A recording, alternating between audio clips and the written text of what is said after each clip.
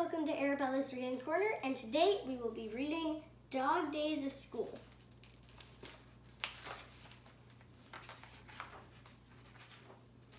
Charlie did not like going to school. He was tired of practicing his letters. He was tired of drawing pictures. He was tired of trying to explain himself to the teacher. Charlie was even tired of being tired.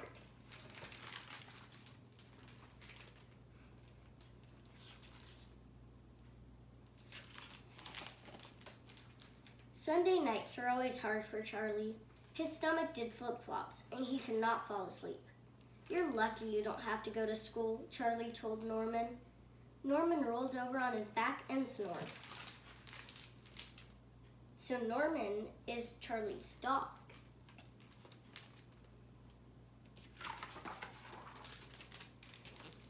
Charlie looked out the window and found the brightest star in the sky.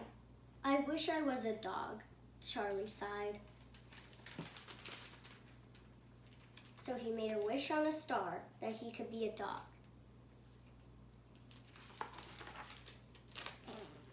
On a Monday morning, Charlie woke up on the floor. He scratched his ear with his right foot and yawned. Charlie's mother came into the room and patted Norman's head. "It's time to get up for school, sleepyhead," she said. So Norman, his dog, and Charlie switched places. Is anybody gonna notice? Norman jumped down from Charlie's bed. He ate breakfast. He brushed his teeth, and then he hurried out the door to catch the bus. Charlie smiled. He rolled over on his back and snored. Okay, so I don't think anybody noticed that Charlie and Norman reversed roles. So Charlie doesn't have to go to school anymore, but Norman does. At school, Norman took Charlie's seat at table 2. The children gave Norman a curious look and went back to practicing their letters. Norman practiced his letters too.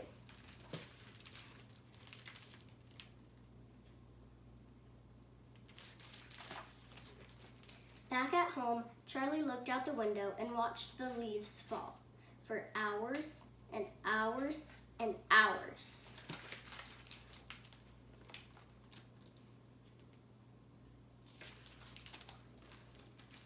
On Tuesday, Norman went to school and made a clay sculpture, a foot pyramid, a food pyramid.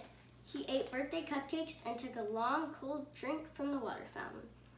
Charlie ate dry biscuits, took a long, cold drink from the toilet. Ooh. Okay, so Norman made a clay sculpture of a fire hydrant. He made a food pyramid, and so I guess all he eats is bones. And yeah, Charlie was left alone and drinking from the toilet like a dog.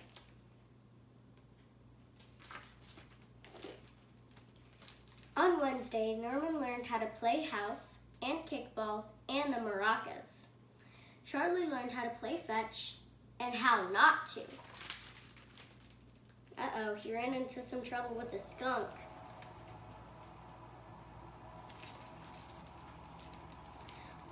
On Thursday, Norman built a house out of blocks, painted a self-portrait, and went on a field trip.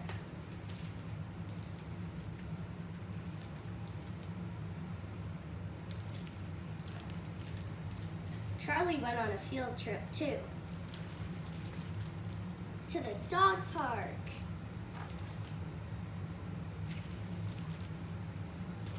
On Friday, Norman ran into some trouble with the scissors and the glue.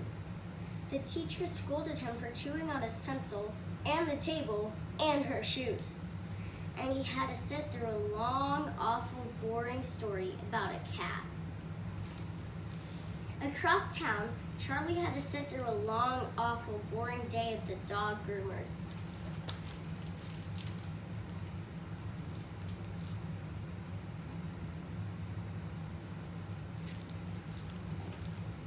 The weekend wasn't much better.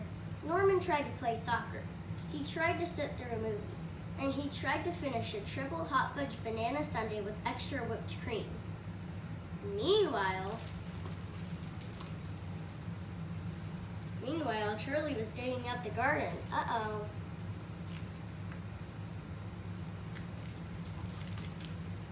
Charlie spent his weekend locked up in the laundry room. Poor Charlie. By Sunday evening, Charlie had had enough. He tried to write his parents a note, but they couldn't read it. He tried to draw them a picture, but it wasn't very good.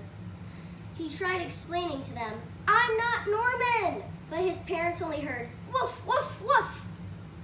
"Bad dog," said Charlie's mother, and she put him outside in the cold.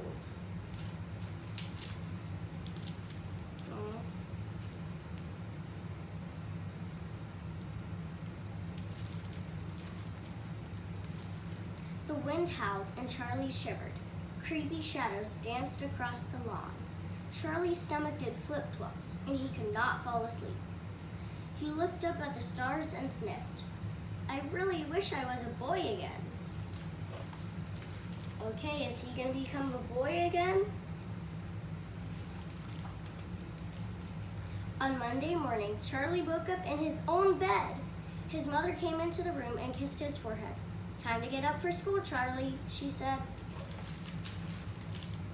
Yay, he's a boy again.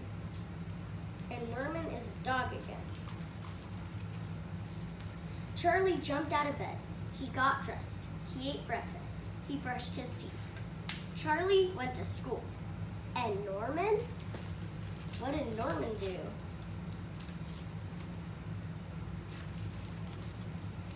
Norman took a very, very long nap. I hope you enjoyed this book.